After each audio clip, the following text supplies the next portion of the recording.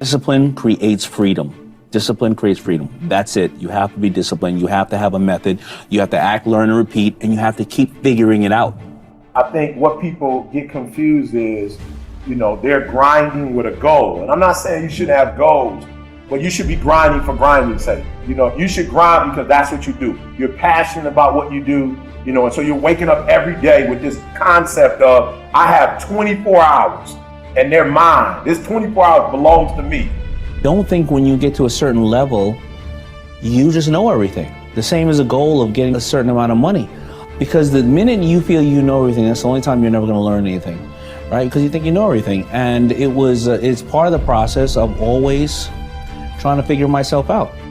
And whatever I do in this 24 hours will determine where I'll be tomorrow and the next day. And I think that's what people need to focus on. Like, get off of this, I want to make 6 figures. I want to drive this car. I want to live in this house. I think what people should be focusing on is, I have 24 hours. Like, Oprah only has 24. Bill Gates only has 24. Like, Warren Buffett only has 24 hours.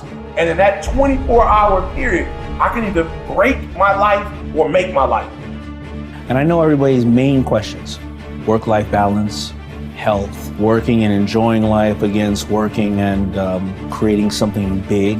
And that is always, no matter what, throughout your education process, is something you constantly have to learn about. And I think, and I'm not saying you shouldn't have goals. I just think that goals for people is too high on the priority list. And I think what should be on the priority list is going to bed so you can wake up the next day and you can grind it out. I know that you're getting some comfort and satisfaction out of just laying around, doing nothing, eating, getting fat. But your life would feel better and richer if you had a goal, you chase that goal, you accomplish some things, and you would get this boost of confidence, you'd get this boost of self-esteem, like whatever it is that you're into doing. Maybe you're into drawing comic books, maybe you're into making pottery or sculptures, but find whatever the that is and pursue that instead of doing nothing. Like, the people that are doing nothing, those are the real, doing something might be as simple as like that Alex Honnold guy.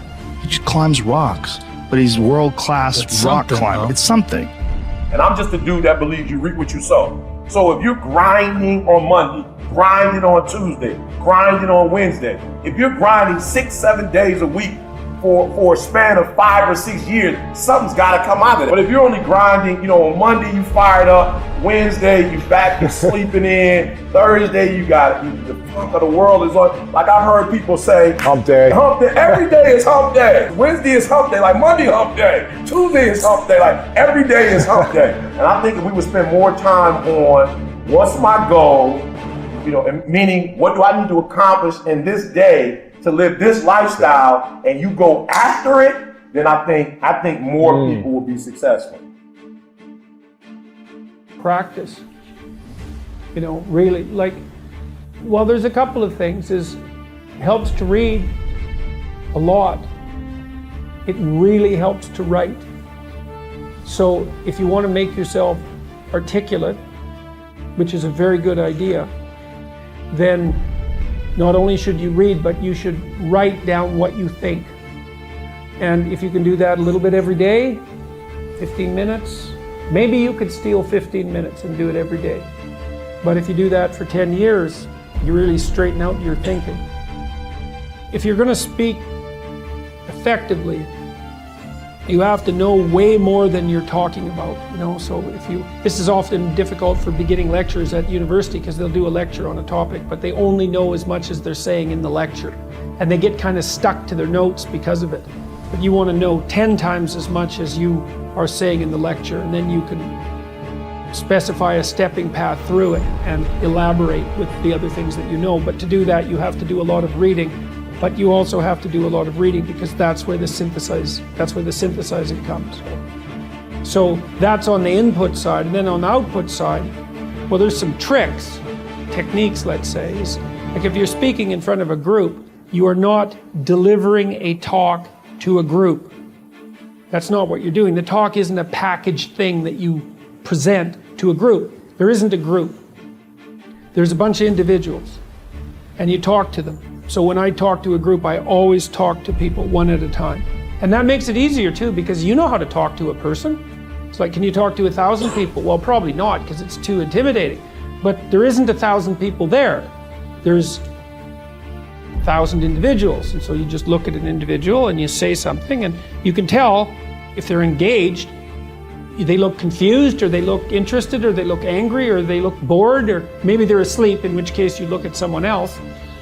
And they give you feedback about how you're doing. And so one thing is to have something to say, yeah, but the next thing is pay attention to who you're talking to.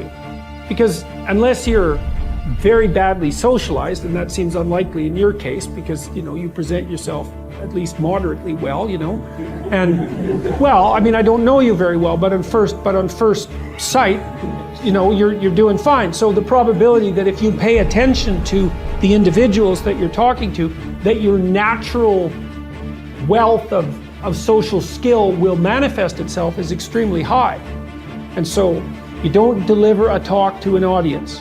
That's a really bad way of thinking about it. You're actually engaged in a conversation with an audience. Even if they're not talking, they're nodding and shifting position and looking like this, and you can pull all that in and use it to govern the level at which you're addressing the entire audience. So the last thing I would say is, well, having the aim to be a good communicator is a good start. And you think, well, I could buttress that to some degree.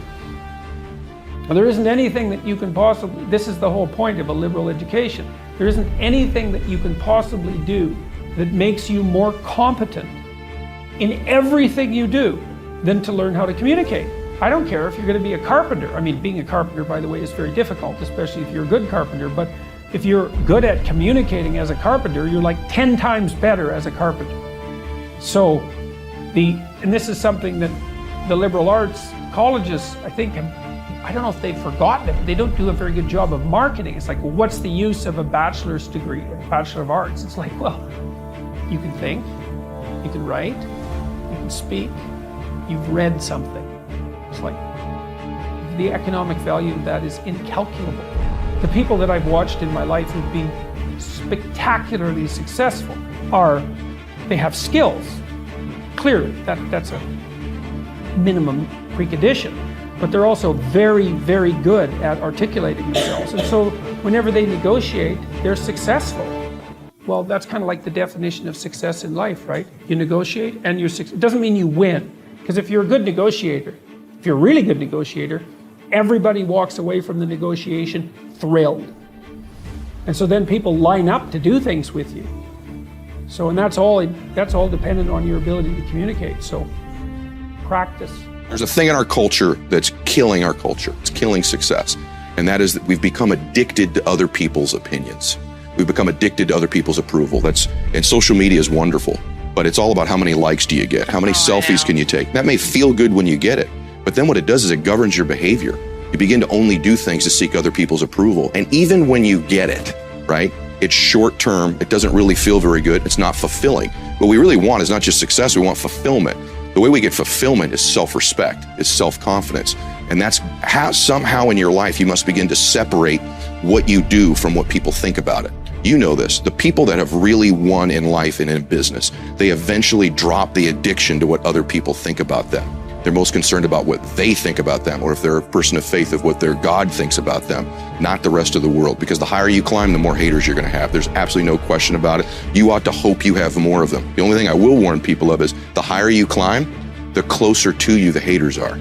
So right now, if you're at one level of success, it's people at a distance that are haters. But as you climb higher, there's always the one or two people in your close circle who are going to try to pull you back down because they think you're leaving them. They make your success is making them uncomfortable about where they are. And so they begin to do everything they can to pull you back down. So the closer the haters are to you, the even more success you're having. Key to self-confidence is really simple. And this is absolutely, I've trained hundreds of thousands of people. I've spoken to millions of people around the world. I can tell you this, the self-confident people I know, whether they are athletes, school teachers, mechanics, parents, stay-at-home moms, you name it. They have a pattern of keeping promises they make to themselves. the groundwork of beginning to build self-confidence is to begin to keep the promises you make to you. And that's why it's important to begin to even make small promises. If you're going to get up at a certain time in the morning, not only do it, but then give yourself credit. Say, I did what I said I was going to do. If it's in your diet or your fitness, don't just eat the healthy foods. Go, I'm doing what I said I was going to do. You begin to build this reputation. If you're constantly being influenced and moved by what other people think about you, it means there's a deficiency in what you think about you.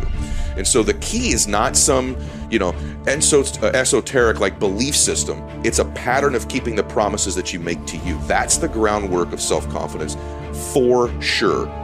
And it is a pattern. When I meet people that lack confidence, I think, let me serve you. Let's begin to keep the promises you make to you. You're so worried about, there's this addiction to other people's approval in the world, right? It's the greatest addiction today. It used to be drugs. Before that, it was alcohol. There's all these addictions, sex addictions, whatever. The number one addiction in the world today is the addiction to other people's approval. And that's because we don't approve of ourselves. We don't feel a spirit, a universe, a God that we believe in that approves of us. And so my confidence comes from both my faith and in the fact that I keep promises I make to myself. That's the groundwork of all confidence to me.